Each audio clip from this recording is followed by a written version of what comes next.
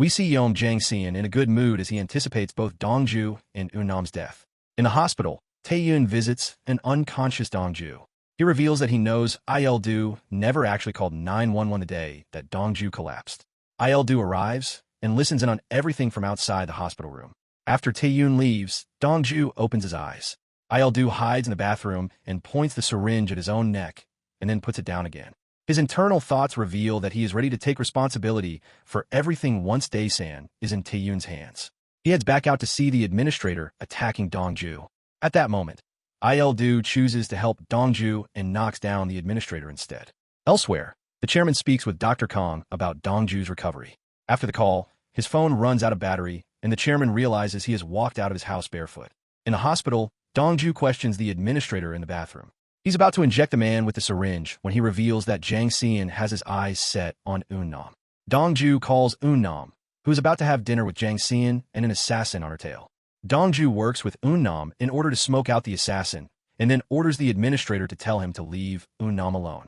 Dongju then takes Il-do's phone from him and leaves. While the chairman is walking around trying to find his way home, Ji-seon-yu spots him and recognizes him from his mother's restaurant. Seon-yu offers him a lift, even giving him his new shoes. At the Cha household, everyone is worried about him. Deok-hui gets angry at Guk-hui when she reveals she knew about the chairman's dementia. She's about to hit her when Secretary Gong yells at her to calm down.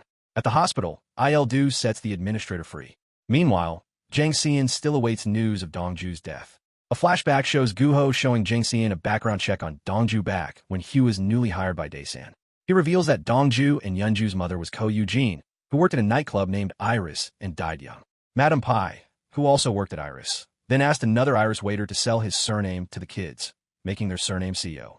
Jang-seon's wife then recognizes little Dongju as another boy named Chu Song-hyun.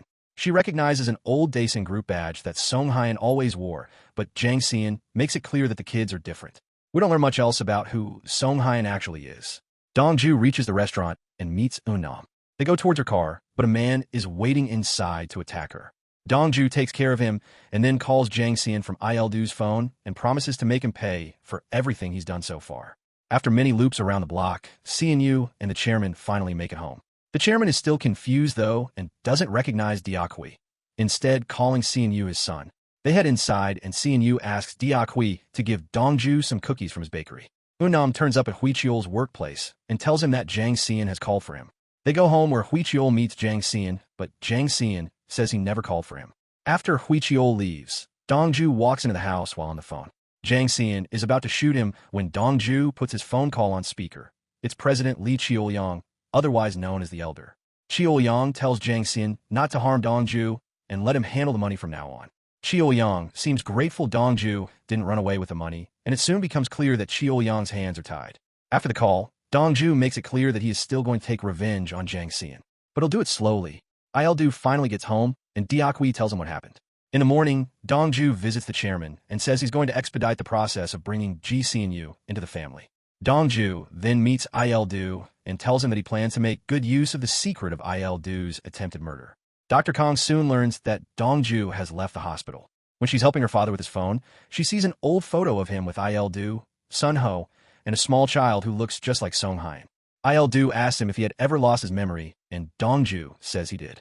A flashback shows him recalling the event when saving Il-do's life in the sea. He turns around to leave Il-do inside, but then saves him in the end. He tells Wonbei he did it to get revenge. The next day at Dae-san, Il-do overhears Dongju talking to Ji-hyun. Dongju says he's calling a board meeting to finalize Ji-hyun becoming the vice chairman. Yom Jang-seon turns up at Dae-san and tells Chairman Cha that he is approving the stalled crude oil import for Dae-san Energy. The truth is, of course, that the elder ordered Jang-seon to do so. As a show of his gratitude, Chairman Cha says he will send some money to the Swiss account, unaware that Jang-seon doesn't have it anymore. Jang-seon grows furious, though, when he learns that Chairman Cha is giving Ji-hyun the vice chairman position. When they're alone, Jang-seon even hits Il-do out of frustration. A flashback shows us how Il-do and Jang-seon first met. We see a young Il-do being beaten up by the police for information. A young Jang-seon arrives and begins beating him up as well. At present, Il-do is bleeding from Jang-seon's attack. Jang-seon questions him about how he let Dongju live, and Il-do admits that Tae-yoon's presence made him make a mistake. Il-do says that once he has control of Dae-san, the elder will have no reason to support Dongju. At the bakery, Ji Xianyu tells his mother about the incident with Chairman Cha. She soon gets a visit from Dia Kui, who returns Xianyu's sneakers. She reminds Ji Yongsu about her promise to stay away from Daesan and threatens both of their lives if they decide to work with Dongju. On her way out, Dia Kui sees Dongju arrive and warns him to stay away from her family. Dongju then speaks with Ji Yongsu and describes his plan. She will need to be legally married to Chairman Cha for Xianyu to take his place in the company. Both of them then tell Xianyu the truth of his father. Dongju then meets his hacker friend, Tae Jiam. She has found a way to get all the information from Il-du's phone, and in that, Dongju finds the photo of little Song Hyen with Il-du, Sun Ho, and Kong Song, Dr. Kang's father. She has also gotten a list of all the real estate properties held by Il-du and Jiang Xian. Dongju then meets Yang Chun, who is still in his capture and is ready to spill the beans on Jiang Xian.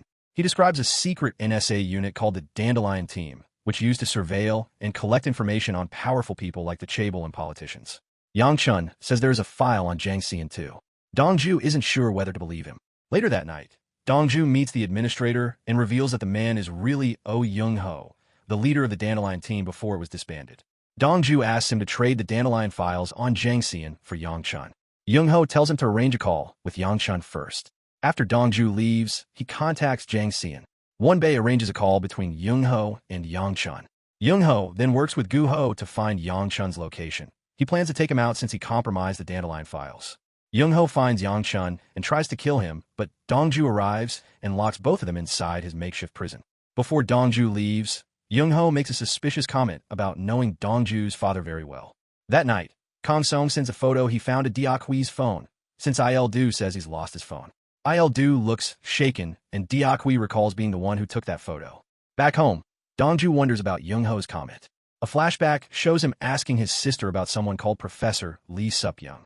He says he's seen her looking at his photograph on a university website, but she doesn't want to see him. At present, he goes to see the professor but finds Hui Chiol's father and Jiang Xian's brother there instead. He says that Lee Sup-young is overseas and has heard of Sister Agnes's death. He also breaks some heavy news to Dongju. Sup-young wasn't his biological father, and Ko Eugene wasn't his biological mother. She adopted him. Dongju visits Madame Pai and asks her where he really came from. Madame Pai says that Dongju simply walked into Yunju and Eugene's house.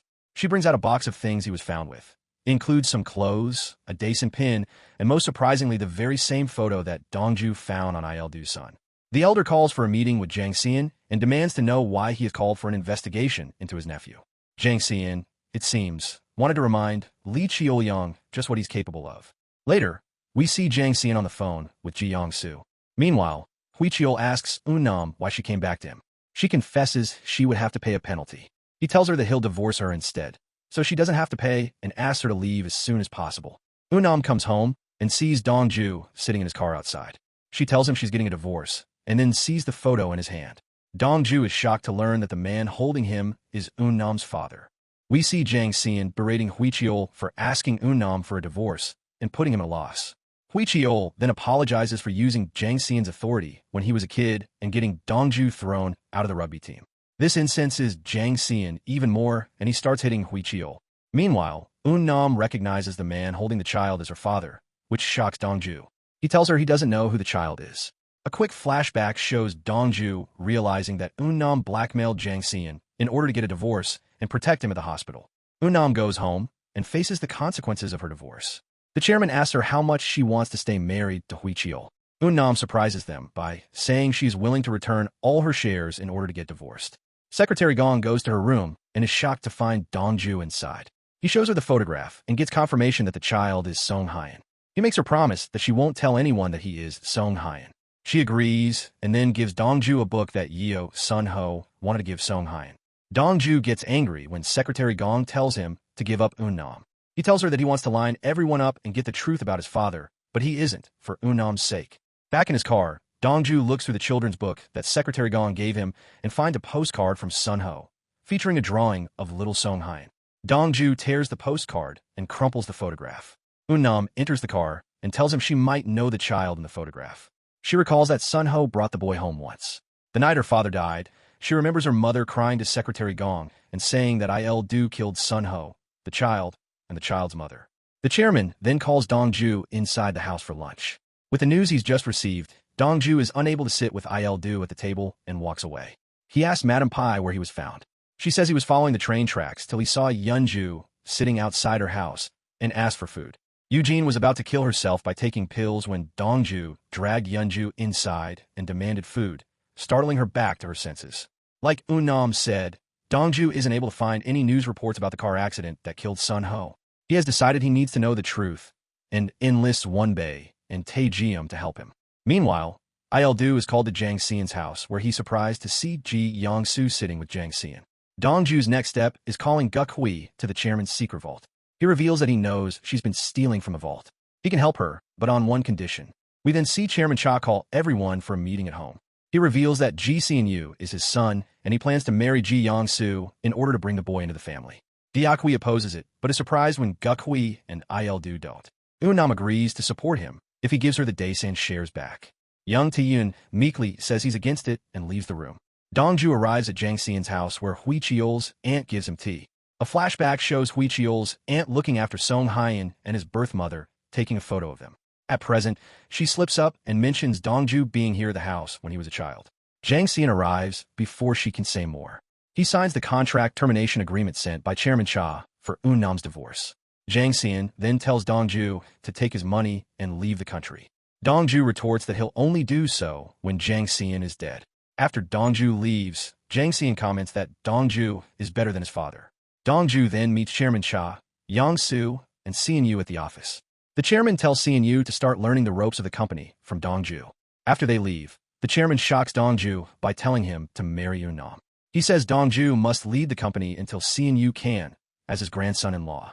Dongju then helps organize the new vice chairman, Choi Ji-I Hyan's inauguration party. That night, Wenbei tells Dongju he's found an article about the accident. The article proves that Il-du was at the scene and the only person who survived the accident. Elsewhere, Jang Xian tells Il-du that both Yongsu and Xianyu are on his side. Meanwhile, Kong Song meets with Il-du and apologizes for sending that photograph to Guk Hui, because it was taken the day that Sun Ho died. He calls the woman in the photo Jiang-won. Dongju wakes up from a nightmare and immediately asks to meet with Dr. Kong I-hyan. He asks for help with his memory again. She shows him a video from his previous session and suggests that Dongju try accessing the memory from the perspective of the child. They try the hypnosis once again, and Dongju recalls that Il-du was following their car on his own. A flashback shows us a truck getting in between Il-du and Sun Ho's car and then hitting Sun Ho's car. The car is on the guardrail and about to fall. Il-du steps out of his own car when the truck driver gives him a piece of paper which proves Song Hyan and Sun Ho are related. Il-du then ignores Song Hyan's cries and gets back in his own car, using it to knock Sun Ho's car off the road. As Dongju finally recalls these events, Il-du recounts the incident to Kong Song. He says he wanted to speak with Sun Ho and Jiang-won. He also lies and says the truck knocked both of their cars off the road. After falling off the cliff, Il-du climbs out onto the road, injured but alive. We also learn that the man who gave Il-du the DNA test report before the crash was none other than the administrator. During a session of hypnosis with Kong I-hyan, Dongju recalls everything about the accident, including the fact that it was Il-du who drove them off the road. When Kong Song comes home, he happens to see the video of Dongju's session on I-hyan's laptop. I-hyan seems to think that Dongju's accusation against Il-du is some sort of misunderstanding. Back home, Il-du has a dream where little Song Hyan turns into Dongju. He wakes up to find Dongju sitting in front of him. Dongju shows him the article describing the accident. He then reveals his identity and tells Il-du to take Guk Hui and Taeyun and leave Daysan, or die at his hands. Il-du recalls giving Jiang-won a hair tie with a flower on it when they were young. The same hair tie which little Song Hyan was wearing and that Dongju is currently in possession of. Il-du then calls Jang Xian and tells him he wants a gun. In order to protect Unam from the truth, Dongju gives her the newspaper article as proof that Il-du didn't kill her father. Meanwhile, Wenbei tries to get more information about the dandelion files out of the administrator in Yangchun. Yangchun tells Wenbei about one of the administrator's buildings, hinting that there could be something in the basement. We then learn that Taeyun heard Dongju's conversation with Il-du. Unam tries to make amends with Guk Hui by showing her the picture Dongju gave her. She gets angry and shouts at Unam. Unam then goes to Kong Song, looking for an explanation. He says there was nothing going on between Sun Ho and Jiang-won and makes it clear that the child was not Sun Ho's. They were all just friends and had been student activists together. When Unam mentions that Dongju had the physical picture, Kang Song recalls giving it to little Song Hyen. Elsewhere, Il-du meets Jang Xian and tells him everything. Jang Xian agrees that they need to kill Dongju. Dongju and Wonbei take Yang Chun to the administrator's building. Yang Chun leads them to two large safes, but they are empty. While they're there, Gu Ho and his men find the administrator. When Dongju and Wonbei return, they find the administrator bleeding out. But Dongju finds a map drawn inside one of the administrator's books, which leads them right to the dandelion files. They get the files to Tae Jium, who agrees to transcribe them. The day of Ji Yong-soo and Chairman Cha's wedding arrives, but the chairman ends up in one of his memory lapses again. Jang Xian manages to convince the chairman to go through with it. After the wedding, when everyone is back home, Secretary Gong tells Diakui that Song Hyen is still alive. Around the same time, Gu Ho delivers a gun to Il-du.